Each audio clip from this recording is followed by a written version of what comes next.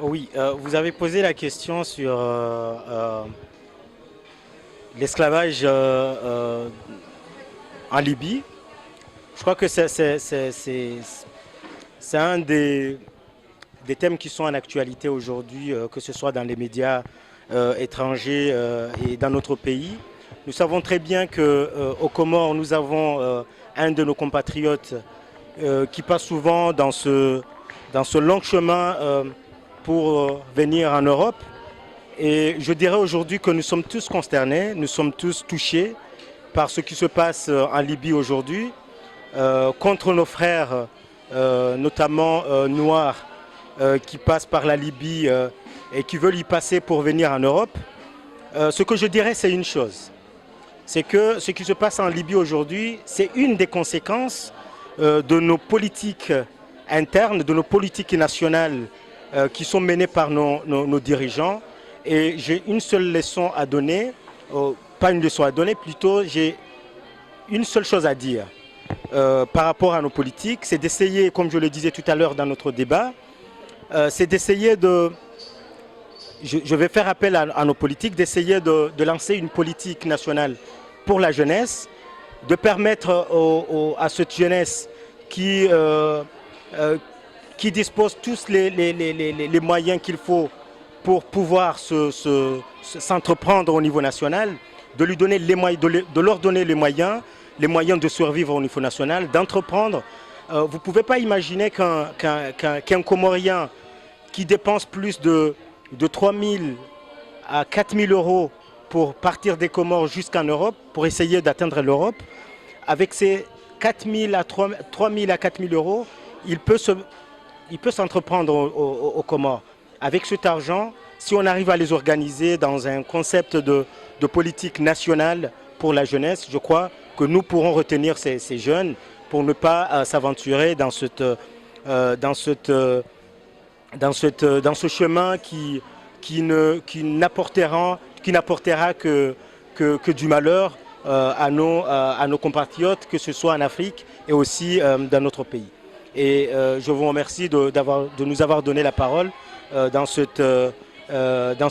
radio qui est plus écouté dans notre pays et aussi au niveau international. Merci. Pour la radio RTMC pour cette occasion. Moi, je voudrais tout d'abord pointer un peu du doigt sur la situation actuelle de la Libye. Sans doute, tout le monde est ému. Pas seulement les Africains, mais aussi toute personne humaine sensible et particulièrement et profondément émue de cette situation. Une situation, bien entendu, que je condamne fermement. Il serait inimaginable qu'aujourd'hui, on puisse parler de l'esclavage dans un quelconque des pays au monde. Alors qu'on vient de s'en rendre compte, il n'y a même pas très longtemps, à travers CNN, à travers les réseaux sociaux, à travers certains médias étrangers, mais aussi africains, que c'est une situation vivante qui existe bel et bien aujourd'hui en Libye. C'est une situation qui interpelle tout le monde. Parler de l'esclavage aujourd'hui, notamment en Libye, ça me sidère, ça me choque. Pourquoi? Parce que je lu hier un témoignage d'un Comorien, un témoignage qui a été rapporté par l'ancien ministre Dini Nassur, un Comorien qui a vécu en Libye, qui a fait ses études en Libye, qui a essayé de rendre hommage à ce pays, à ce beau pays qui n'a eu de cesse d'accueillir les Africains qui voulaient faire des études là-bas, qui n'a eu de cesse de bien les accueillir et de bien leur apporter toute l'aide qu'il fallait. Et dire que ce pays aujourd'hui est transformé en une espèce de traite négrière, encore une fois, dans l'histoire, c'est quand même condamnable. Mais je pense que c'est une situation qui s'explique plus particulièrement par une profonde crise qui existe dans tous les pays africains, notamment aux Comores, parce que la plupart des gens, la plupart des Africains qui quittent leur pays veulent aller en Europe à la recherche d'une vie meilleure. Tous les artistes, tous les intellectuels, parce que tout le monde aujourd'hui est unanime sur la question.